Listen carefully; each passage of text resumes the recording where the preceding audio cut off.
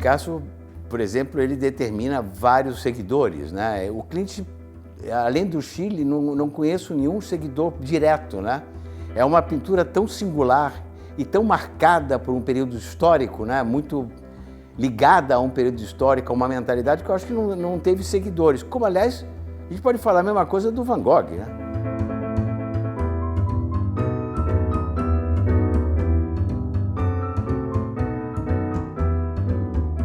Gustav Klimt é considerado um dos pintores mais relevantes do movimento artístico chamado Art Nouveau. Quem nos conta um pouco mais sobre a vida do pintor é Jean Guido Bonfante, professor da Escola de Artes Visuais do Parque Lage. Jean Guido apresenta o contexto no qual o artista está inserido e comenta sobre uma de suas principais obras, O Beijo.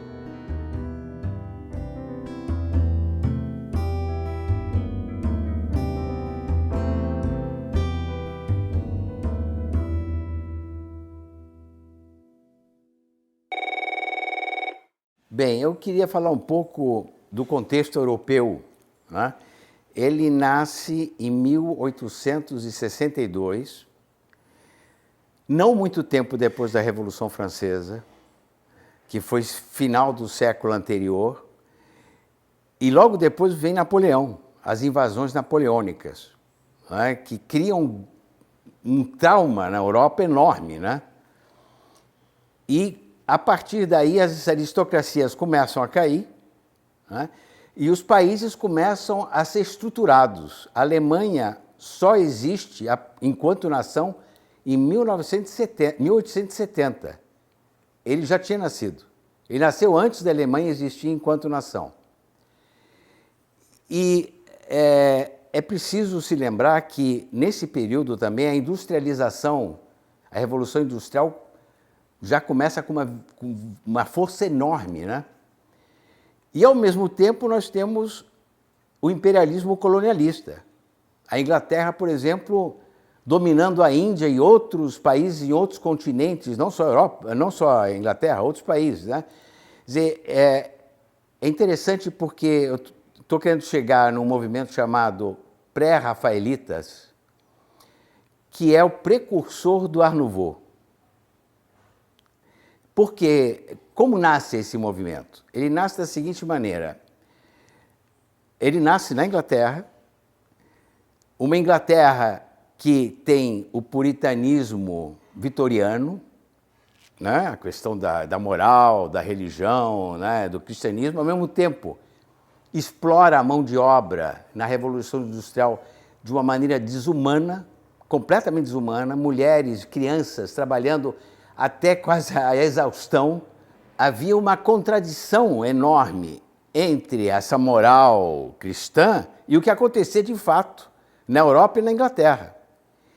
E os pré-rafaelitas, reagindo a essa situação, por que pré-rafaelitas? Porque eles dizem que a pintura, a partir de Leonardo da Vinci, que diz que a pintura é uma coisa mental, intelectual, eles acham que essa pintura se afastou de Deus. Então, eles vão buscar os pintores antes de Rafael, antes de Leonardo.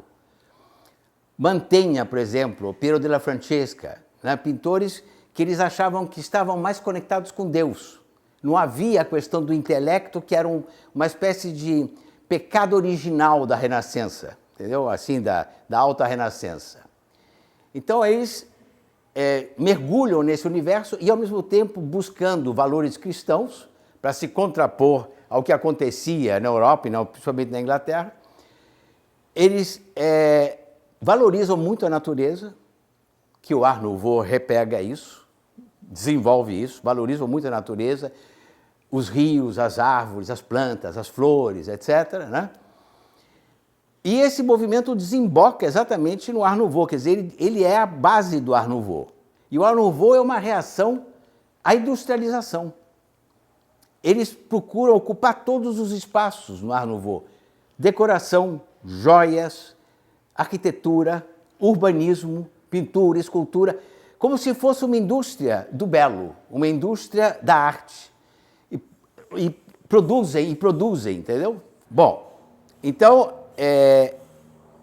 o Klimt é uma pessoa que está influenciada pelos pré-rafaelitas, ele rejeita a Renascença, não se interessa, eu acho muito estranho isso, ele não se interessa pela Renascença, ele se interessa pela Idade Média, ele estuda a Idade Média e estuda os pré-rafaelitas, mas principalmente a Idade Média e os bizantinos.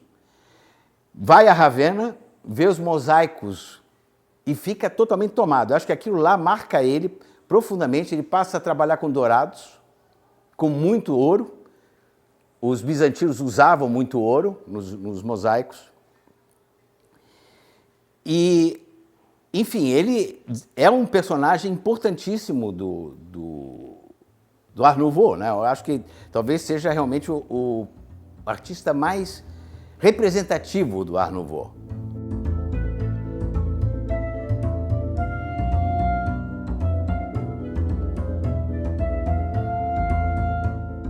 Agora, falando da vida dele, ele nasce filho de um pai que era gravador, trabalhava com metais, mas de origem humilde. A mãe dele, também de origem muito humilde, sonhava com o canto lírico. Ele tem alguns irmãos, 2 deles artistas. Um deles trabalha com o Klimt a vida toda, inclusive as molduras de ferro que o Klimt tem foram feitas por esse irmão. Aos 14 anos, o Klimt ganha uma bolsa de belas artes, começa a estudar arte.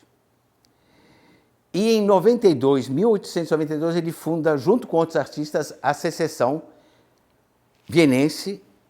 Já havia outras secessões na Europa, são associações de artistas para desenvolver em grupo o trabalho, se contrapor ao academicismo, expandir o trabalho deles pela Europa. A Secessão fez isso, a Secessão Vienense, convidou para coletivas Matisse, Van Gogh, Gauguin, Kokoschka, Munch.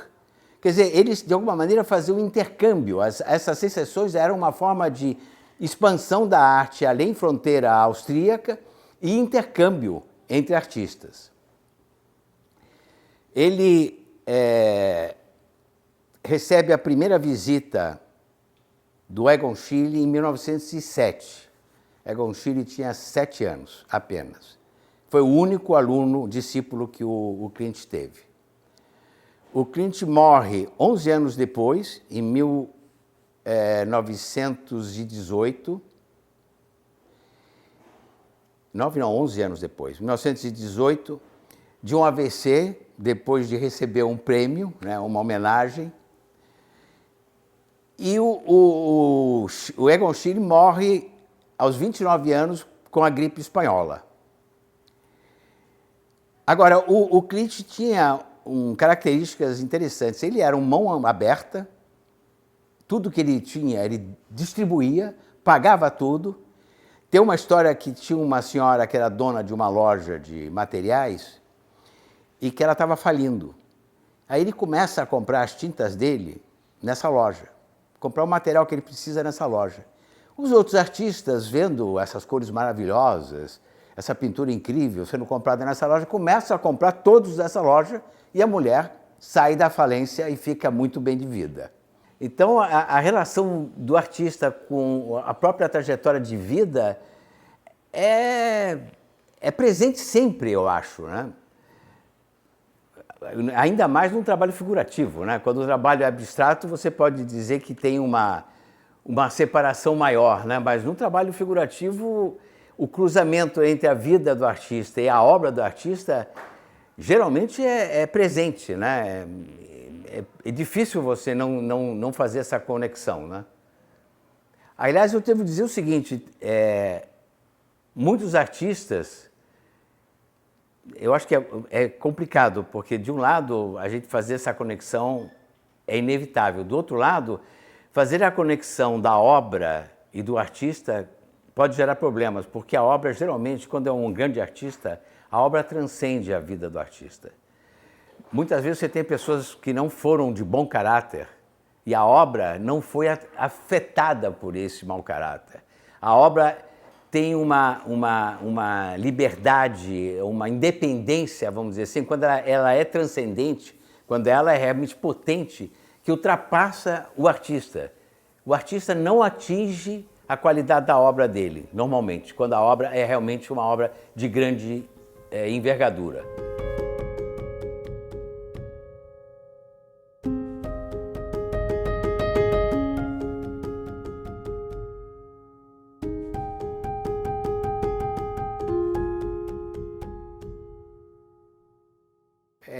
O Picasso, por exemplo, ele determina vários seguidores, né? O Klimt, além do Chile, não conheço nenhum seguidor direto, né? É uma pintura tão singular e tão marcada por um período histórico, né? Muito ligada a um período histórico, a uma mentalidade que eu acho que não teve seguidores. Como, aliás, a gente pode falar a mesma coisa do Van Gogh, né? Não tem seguidores para o Van Gogh. Enquanto que para um Cézanne, por exemplo, existe não sei quantos seguidores. O Cézanne abre não sei quantas portas estéticas, né? São caminhos diferentes, mas não invalida o fato de... Por exemplo, agora me lembrei de um Francis Bacon. O Francis Bacon não tem seguidores, é uma pintura tão singular e tão marcada que é difícil. Você pode influenciar, mas seguidores não dá para ter.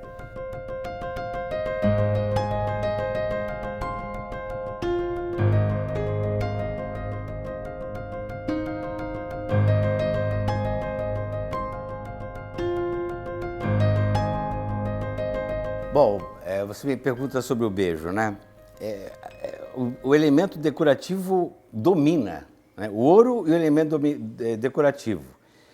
A figura insinuada, você tem as duas cabeças e o pé embaixo, um pedaço de perna e pé.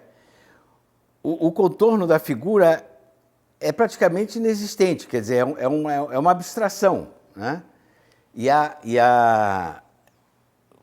De novo, os elementos decorativos e o ouro são dominantes e isso dá uma sensação de alegria, de leveza, de beleza mesmo, né? É uma beleza enorme, né? É um prazer olhar para isso, é um grande prazer. E a delicadeza da figura feminina, né? A beleza desse rosto. Eu acho que ele trata com tanto respeito, com tanto valor estético, né, a mulher, que realmente transcende, né, a matéria, vamos dizer assim, feminina. Chega à matéria divina, né? É uma coisa assim... É muito bonito. Inclusive, não só todo o uso de ouro, o uso a decoração, né? É um trabalho ligado à decoração, mas não é decorativo, né? Ele ultrapassa, ele serve como decoração porque tem uma beleza intrínseca enorme, mas ele ultrapassa de longe o decorativo, que seria meio vazio, né? Ele vai além, ele transcende realmente o decorativo, mas tem o papel decorativo, né? Muito forte, pela beleza, pela harmonia, pela leveza, pela delicadeza, né? Porque é muito delicada a pintura dele, né? Muito delicada. São obras que não têm a angústia existencial, não passa pela obra dele, né? Você vai ter angústia existencial no Munch, por exemplo, muito forte, muito presente o tempo inteiro, né? Ele está longe do expressionismo, vamos dizer assim. O trabalho dele é dionisíaco. Não é, desculpe, é apolíneo, não é dionisíaco. O trabalho do Munch é dionisíaco, né? Tem uma angústia existencial. Peguei o Munch, mas podia pegar de novo o Francis Bacon, ou até o Picasso tem coisas que estão mais no campo da angústia do que da leveza, da harmonia, né? Do puro belo, vamos dizer assim, entendeu? Que é a questão apolínea, né? Chegar à beleza divina diretamente, sem passar pela existência, pelas angústias humanas, vamos dizer assim, né? Uma conexão direta com o sublime, né? com o belo, né? Absoluto.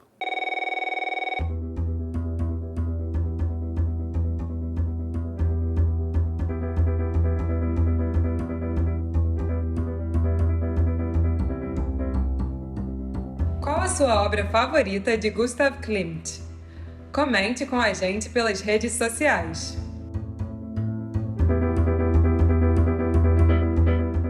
O Matéria Bruta é um podcast do canal Curta com episódios quinzenais dedicados às artes e à filosofia. Entrevista por Giovana Diniz, edição de Juliana Zalfa, assessoria de Francis Carnaúba e voz de Daniela Nigri.